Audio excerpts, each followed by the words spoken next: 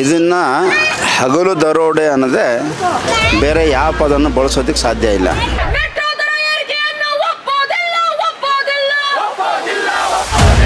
ಒಂದು white paper produce ಮಾಡಿ ತಗೊಂಬನ್ನಿ, ಕೊಡಿ ಲೆಕ್ಕ. ನಮಗೆ ಎಲ್ಲೋಯ್ತು ದುಡ್ಡು ಕೇಳಿದ್ರೆ ಏನ್ರಪ್ಪ ಯಾಕೆ ಬೆಲೆ ಏರಿಕೆ ಮಾಡಿದಿರ ಅಂದ್ರೆ ನಮ್ದಲ್ಲ ಇದು. ಕೆಲವು ವರ್ಷಗಳಾದ್ಮೇಲೆ ಅದಾನಿಗೋ ಅಂಬಾನಿಗೋ ಟಾಟಾಗೋ ಯಾಂಗೋ ಕೊಟ್ಬಿಡ್ತಾರೆ ನೋಡ್ತಾರೆ. In the metro previously it was around 20 to 30 rupees, max was 7 to 8, which was a okay route for us, but right now the fee has hiked to 60 to 70, which is impossible for students like us to.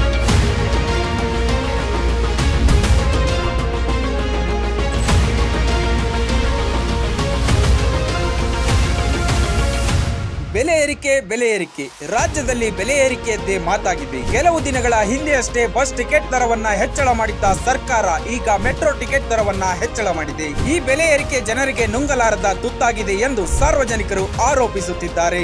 ಈ ಬೆಲೆ ಏರಿಕೆಯ ಬಿಸಿ ಸಾರ್ವಜನಿಕರಿಗೆ ತಟ್ಟಿರುವ ಕಾರಣ ಇಂದು ಬೆಂಗಳೂರಿನ freedom park ನಲ್ಲಿ save Bengaluru ಕಮಿಟಿಯಿಂದ ಬೆಂಗಳೂರಿನ ಸಾರ್ವಜನಿಕರು ಸೇರಿ ಪ್ರತಿಭಟನೆಯನ್ನ ಮಾಡುತ್ತಿದ್ದಾರೆ. ಮೆಟ್ರೋ ಪ್ರಯಾಣ ದರ ವಿಪರೀತ ಏರಿಕೆ ಕಂಡಿದ್ದು ಜನ ಕೇಂದ್ರ ಮತ್ತು ರಾಜ್ಯ ಸರ್ಕಾರಗಳು ಮೊಸಳೆ ಕಣ್ಣೀರು ಸುರಿಸುತ್ತಿದ್ದಾರೆ ಎಂದು ಆಕ್ರೋಶ ವ್ಯಕ್ತಪಡಿಸುತ್ತಿದ್ದಾರೆ. ಮೆಟ್ರೋ ಟಿಕೆಟ್ ದರ ಏರಿಕೆಯಿಂದ ಹೆಚ್ಚಿನ ಸಂಖ್ಯೆಯಲ್ಲಿ ವಿದ್ಯಾರ್ಥಿಗಳು, ಕಾರ್ಮಿಕರು, ಕಚೇರಿಗೆ ಹೋಗುವವರು, ಹಿರಿಯ ನಾಗರಿಕರು ಬೆಲೆ ಏರಿಕೆಯಿಂದ ತಮ್ಮ ಖಾಸಗಿ ವಾಹನಗಳಲ್ಲಿ ಕಷ್ಟಪಟ್ಟು ಸಂಚರಿಸುವಂತಾಗಿದೆ. ಈಗಾಗಲೇ ಟ್ರಾಫಿಕ್ ಜಾಮ್ನಿಂದ ಬಳಲುತ್ತಿರುವ ಬೆಂಗಳೂರಿನ ರಸ್ತೆಗಳಲ್ಲಿ ಇನ್ನೂ ಹೆಚ್ಚಿನ ವಾಹನ ದಟ್ಟಣೆಗೆ ಇದು ಎಡೆಮಾಡಿಕೊಡುತ್ತದೆ ಎಂದು ಆಕ್ರೋಶ ವ್ಯಕ್ತಪಡಿಸುತ್ತಿದ್ದಾರೆ. ಇದನ್ನ ಹಗಲು ದರೋಡೆ ಅನ್ನೋದೇ ಬೇರೆ ಯಾವ ಪದವನ್ನು ಬಳಸೋದಕ್ಕೆ ಸಾಧ್ಯ ಇಲ್ಲ. 45ರಿಂದ 100% ಜಾಸ್ತಿ ಮಾಡಿ ಜನಗಳ ಪ್ರತಿರೋಧನ ಎದುರಿಸೋಕ್ಕಾಗದೆ ಸ್ವಲ್ಪ ಕಡಿಮೆ ಮಾಡಿ ಈ ಮೂಲಕ ಜನಗಳನ್ನ ಏಮಾರಿಸೋ ಪ್ರಯತ್ನ ಮಾಡ್ತಾಯಿದ್ದಾರೆ ಸರ್ಕಾರದವರು. BMRCLನ MD ಅವ್ರು ಏನು ಹೇಳ್ತಾ ಇದ್ದಾರೆ ಅಂದರೆ, ಈ ಸ್ಲ್ಯಾಬ್ಸ್ ಏನು ಅವ್ರು ಡಿಕ್ಲೇರ್ ಮಾಡಿದ್ದಾರೆ ಅದರಿಂದ ಹಿಂದೆ ಸರಿಯೋ ಪ್ರಶ್ನೆನೇ ಇಲ್ಲ ಅಂತ ಮಾತಾಡಿದ್ದಾರೆ. ಏನಿದ್ರ ಅರ್ಥ? ಈ ಬೆಲೆ ಏರಿಕೆ ಏನಾಗಿದೆ ಇದು ನಾವು ಮಾಡೇ ಮಾಡ್ತೀವಿ, ಈ ಸ್ಲ್ಯಾಬ್ ಏನು ಪಬ್ಲಿಷ್ ಮಾಡಿದ್ದಾರೆ ಅದೇ ನಮಗೆ ರೆಫರೆನ್ಸ್ ಅಂತ ಹೇಳಿದ್ದಾರೆ ಅವರು. BMRCL ಕಡೆಯಿಂದ ಯಾವ ಅಶ್ಯೂರೆನ್ಸ್ ನಮಗೆ ಬಂದಿಲ್ಲ. ಸಿದ್ಧರಾಗ್ತದೆ ಇವರಿಗೆ. ಯೋಚನೆ ಮಾಡಿ, ಒಬ್ಬ ಮನುಷ್ಯ 40 ರೂಪಾಯಿ ಜಾಸ್ತಿ ಕೊಡಬೇಕು ಅಂತ ಇಟ್ಕೊಳ್ಳಿ, ಒಂದೇ ಹೋಗ್ತಾನೆ 40, ಬರ್ತಾನೆ 40, 80 ರೂಪಾಯಿ ಜಾಸ್ತಿ ಆಗೋಯ್ತು. ಪ್ಲಸ್ ಅಲ್ಲಿ ಪಾರ್ಕಿಂಗ್ 30 ರೂಪಾಯಿ, 110 ರೂಪಾಯಿ. ಒಂದು ವಾರಕ್ಕೆ ಎಷ್ಟಾಯ್ತು ಅಲ್ಲಿಗೆ? 760 ರೂಪಾಯಿ ಆಯಿತು ಒಂದು ವಾರಕ್ಕೆ. 700 ಬಂದು ಲೆಕ್ಕಕ್ಕೆ ಇಟ್ಕೊಳ್ಳಿ. ತಿಂಗಳಿಗೆ 4 ವಾರ, 7 4 28, 2800 ರೂಪಾಯಿ. ಯಾರು ಖರ್ಚು ಮಾಡೋಕ್ಕೆ ಸಾಧ್ಯ ಅಷ್ಟು ಈ ಕಾಲದಲ್ಲಿ? ಒಂದೊಂದು ರೂಪಾಯಿಗೂ ಒದ್ದಾಡೋಂಗಾಗಿದೆ. ಈಗ ಕೆಲಸಗಳು ಸಿಗ್ತಾ ಇಲ್ಲ, ಸಿಕ್ಕರೂ ಕೂಡ ಸಂಬಳ ಸರಿಯಾಗಿ ಸಿಗ್ತಾ ಇಲ್ಲ.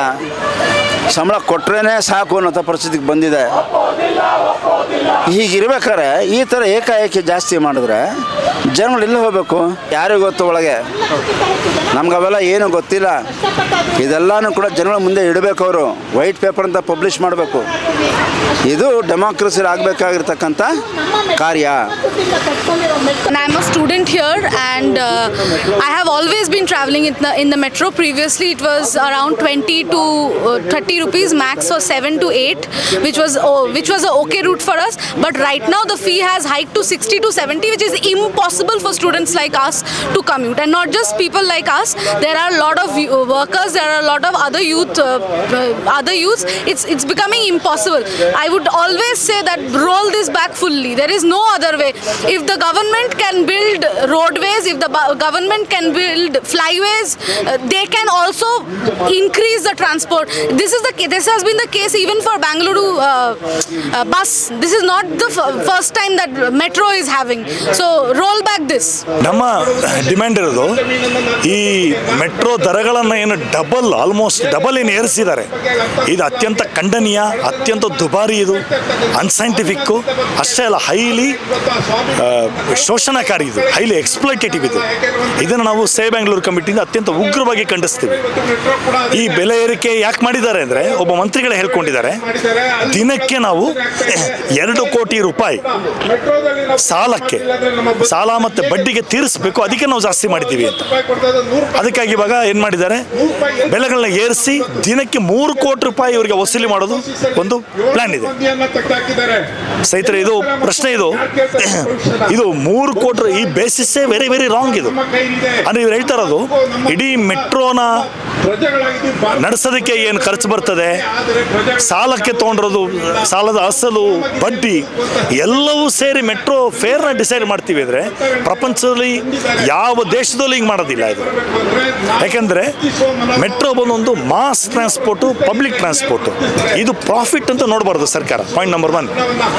ಪಾಯಿಂಟ್ ನಂಬರ್ 2 ಏನು ಅಂದರೆ ಇಲ್ಲಿ ಸರ್ಕಾರ ಇದನ್ನು ಪ್ರಾಫಿಟಾಗಿ ನೋಡ್ತಾ ಇರೋದಷ್ಟೇ ಅಲ್ಲ, ಇದನ್ನು ಇನ್ನಷ್ಟು ಸುಲಿಗೆ ಮಾಡೋವಂಥ ಒಂದು ಅಡ್ಡ ಮಾಡ್ಕೊಂಡ್ಬಿಟ್ಟಿದ್ದಾರೆ. ಯಾಕಂದರೆ ಹೋದ ವರ್ಷ 130 ಕೋಟಿ ಲಾಭ ಮಾಡಿದೆ ಮೆಟ್ರೋ. ಇವಾಗ ಇದನ್ನು ಮಾಡಿಬಿಟ್ಟು ಏನು ಮಾಡ್ತಾರೆ, ಫರ್ದರ್ ಲಾಭ ಮಾಡೋದಕ್ಕೆ. ಇಲ್ಲಿ ಅಪಾಯ ಏನಿದೆ ಅಂತ ಹೇಳಿದ್ರೆ, ಈ ವರ್ಷ ಇವರು ಸಾಲಕ್ಕೆ ಬಡ್ಡಿಗೆ ಕೊಡಬೇಕಾಗಿರೋ ದುಡ್ಡು 770 ಕೋಟಿ. ಇನ್ನು 5 ವರ್ಷ ಆದಮೇಲೆ ಇವ್ರು ಕೊಡಬೇಕಾಗಿರೋ ದುಡ್ಡು ಸರಿ ಸುಮಾರು 3000 ಕೋಟಿ. ಅಂದರೆ ಅವಾಗ ಏನಾಗ್ತದೆ, ದಿನಕ್ಕೆ 7 ಕೋಟಿ ಸಂಪಾದನೆ ಮಾಡಬೇಕು ಇವರು, ಬರೀ ಆದಾಯ ಪ್ಲಸ್ ಪ್ರಾಫಿಟ್ಟು. ಆದರೆ ಏನು ದಿನಕ್ಕೆ 9-10 ಕೋಟಿ ಆಯ್ತಾರೆ. ಇದಕ್ಕಿಂತ 4 ಪಟ್ಟು ಫೇರ್ ಜಾಸ್ತಿ ಆಗ್ತದೆ. ಇವಾಗ 90 ರೂಪಾಯಿ ಇರೋದು 300 ರೂಪಾಯಿ ಆಗುತ್ತೆ metro fare. Can you accept it? ಇದು ಜನಪರ ಸರ್ಕಾರ ಆಯಿತು ಅಂದರೆ ಇವ್ರು ಮಾಡಬೇಕಾಗಿರೋದು ಏನು ಅಂದರೆ, ಒಬ್ಬ ಕಾರ್ಮಿಕ, ಒಬ್ಬ ಹೆಣ್ಣುಮಗಳು, ಗಾರ್ಮೆಂಟ್ಸಲ್ಲಿ ಕೆಲಸ ಮಾಡೋ ಹೆಣ್ಮಕ್ಳು ಟ್ರಾವೆಲ್ ಮಾಡೋದಕ್ಕೆ ಅವಳಿಗೇನು ಕೊಡೋಕ್ಕಾಗತ್ತೆ, ದಿನಗೂಲಿ ನೌಕರ ಏನು ಕೊಡೋಕ್ಕಾಗತ್ತೆ, ಅದು ಮೆಟ್ರೋ ಬೆಲೆ ಆಗಬೇಕೇ ಹೊರತು, ಫೇರ್ ಆಗಬೇಕೇ ಹೊರತು ಇದಲ್ಲ ಬೇಸಿಸ್ಸು. ಇನ್ನು ಮುಂದುವರೆದು ಹೇಳ್ತೀನಿ ನೋಡಿ, ಇವನೊಬ್ಬ ಲಾಭವಾಗಿ ನೀವು ನೋಡಿದ್ರು ಕೂಡ ನೋಡಬೇಕಾಗಿರೋದು ಮೆಟ್ರೋದ ಆಪರೇಷನಲ್ ಕಾಸ್ಟ್ ಎಷ್ಟು, ಎಲೆಕ್ಟ್ರಿಸಿಟಿ ಚಾರ್ಜ್ ಎಷ್ಟು, ಅದನ್ನು ಮೇಂಟೆನೆನ್ಸ್ ಚಾರ್ಜ್ ಎಷ್ಟು, ಸ್ಟಾಫ್ಗೆ ಸಂಬಳ ಕೊಡೋದೆಷ್ಟು, ಮತ್ತು ಮೆಟ್ರೋ ಹೊಸ ಟ್ರೈನ್ಗಳನ್ನ ರೀಪ್ಲೇಸ್ ಮಾಡೋಕ್ಕೆ ಎಷ್ಟು ಬೇಕಾಗತ್ತೆ, ಡಿಪ್ರಿಸಿಯೇಷನ್, ಒಟ್ಟಾರೆ ಲೆಕ್ಕ ಹಾಕಿದ್ರು ಕೂಡ ವಿತ್ ಪ್ರಾಫಿಟ್ಟು ದಿನಕ್ಕೆ 1 ಕೋಟಿ ರೂಪಾಯಿ ಆದಾಯದಲ್ಲಿ ಮೆಟ್ರೋ ನಡೆಸ್ಬೋದು. ದಿನಕ್ಕೆ 1 ಕೋಟಿ ಆದಾಯ ಅಂತ ಹೇಳಿದ್ರೆ 1 ಕಿಲೋಮೀಟರ್ ಮೆಟ್ರೋ ಓಡಿಸೋದಕ್ಕೆ ಕೇವಲ 1 ರೂಪಾಯಿ ಆಗುತ್ತೆ ವಿತ್ ಪ್ರಾಫಿಟ್. ಆದರೆ ಇವಾಗ ಇವರು 1 ಕಿಲೋಮೀಟರ್ ಮೆಟ್ರೋ ಓಡಿಸೋಕ್ಕೆ 5 ರೂಪಾಯಿ ಚಾರ್ಜ್ ಮಾಡ್ತಿದ್ದಾರೆ. ನಾವು ಬೆಂಗಳೂರು ಕಮಿಟಿಯಿಂದ ಹೇಳ್ತಾ ಇರೋದು ಇದು ದೊಡ್ಡ ಸುಲಿಗೆ ಅಲ್ಲದೆ ಇನ್ನೇನಿದು. ಅದಕ್ಕೆ ನಾವು BMRCL ಸ್ಟೇಟ್ ಗೌರ್ಮೆಂಟ್ಗೆ, ಸೆಂಟ್ರಲ್ಗೆ ಹೇಳ್ತಾ ಇದ್ದೀವಿ, ನಿಮಗೆ ನಡೆಸೋಕ್ಕಾಗಲ್ವಾ, ಜನಗಳಿಗೆ ಕೊಟ್ಬಿಡಿ, ಜನ ನಡೆಸ್ತಾರೆ, ವಿತ್ ಪ್ರಾಫಿಟ್ ನಡೆಸ್ತೀವಿ ಜನ, ನಿಮ್ಮಿದೇ ಬೇಕಾಗಿಲ್ಲ ಇದು.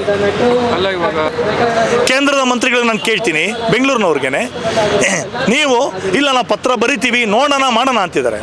ಹೇಳಿ ಕೇಂದ್ರಕ್ಕೆ ಕಡಿಮೆ ಮಾಡಿದೆ ನಮ್ಮ, ರಾದರ್ ಹಳೆ ರೇಟ್ಗಿಂತ ಇನ್ನೂ ಕಡಿಮೆ ಆಗಬೇಕು, ಇದಾಗಬೇಕಾಗಿರೋದು.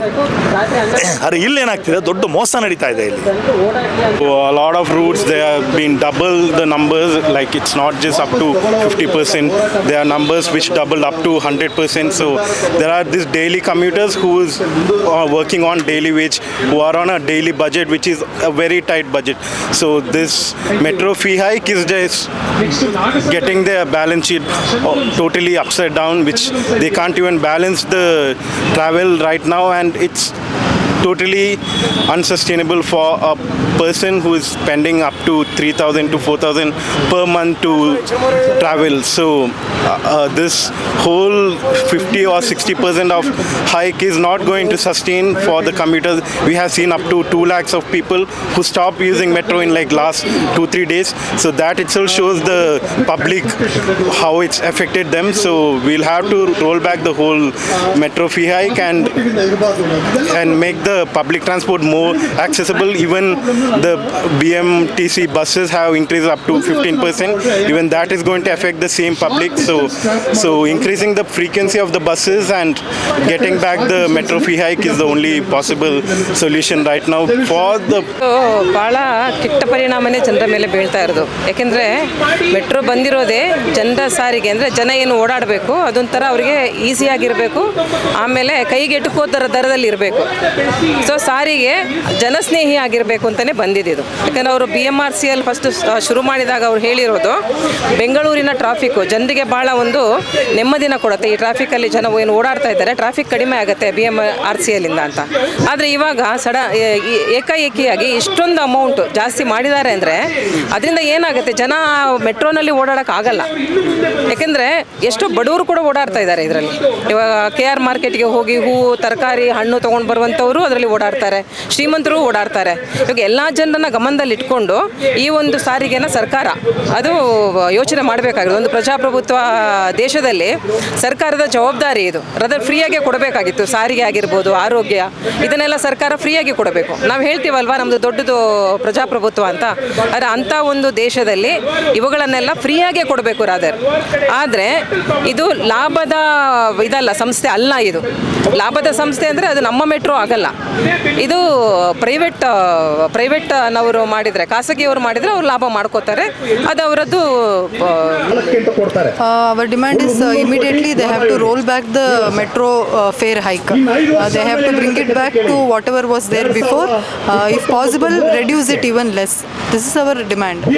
And whatever committee they have made to calculate and make changes in the fare, even commuters should be part of that committee.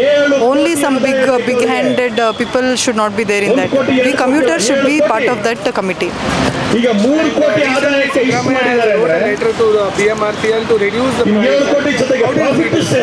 I think this is they're trying to fool us by doing such things, I feel, because state government and central government both have power, and BMRCL is just a tool that they're using to maintain metro. We all know that it's not the decision making thing. See, this metro is built by tax money of Karnataka people, so Karnataka government should and will have more say and power over what should be done with the fare of metro. So if a CM of government from whose money the metro is built, he acts like this as if they are subordinate to BMRCA, I don't know what to say. See, they have to command over BMRCA and CL and say you reduce it. We will discuss about how to bear the losses. You reduce it because our people of Karnataka are demanding and it is not bearable. No, they should be sensitive towards the citizens' problems, not towards BMRCL's problem.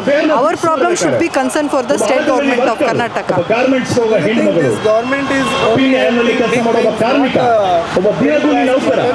we feel this is an out and out act of trying to privatize public transport.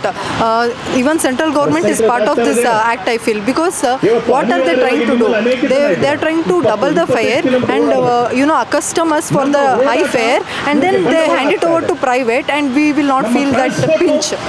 When it is under government itself, they hike the price so much as though it is a private transport, and once the people get accustomed to it, they will hand it over to private slowly. This kind of agenda, foul play, we can sense in what they are doing.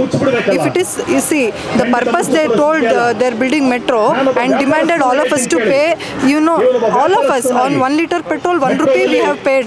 So crores of rupee from our tax, from cess, that metro cess they have taken, crores of rupee. From that they have built. BMSC has not given money to build a metro. It is our money. So how they can hike saying that BMSC is under loss? That is also lie. It is not under loss. It is making profit every day. And they are lying, daylight robbery they are doing, lying to our face. Our demand is that if your purpose is to reduce traffic congestion, if your concern, your interest is to encourage public to go for public transports like buses or metro, you have to reduce the fare. Even BMTC, KSRTC, bus fare should be reduced and encourage people. Otherwise, what will do? Just my friend was telling me, see, if I have to pay 60 rupees to go to one place and come back another 60, it will cost me 120. I can take 1 liter petrol in that and go and come back. So what is happening? They are discouraged to use public transport. Instead, they are encouraged to use private vehicles. So number of vehicles, the private vehicles, bikes, cars will increase on street. It will increase the traffic congestion, and air pollution will increase. So our health, our time, our energy, everything is wasted. So my own sister, she has to go to Gnanbharti campus from Malleshwaram for college. Now instead of she could afford metro 30 rupees, now 60 rupees. So she has to get up 2 hours early and go by bus. But bus facility is also not there. So our demand, people's demand is reduce bus fare, reduce metro fares, increase number of buses, increase number of metros, and help people commute in public transport, reduce private vehicle on street and reduce pollution. This is my request.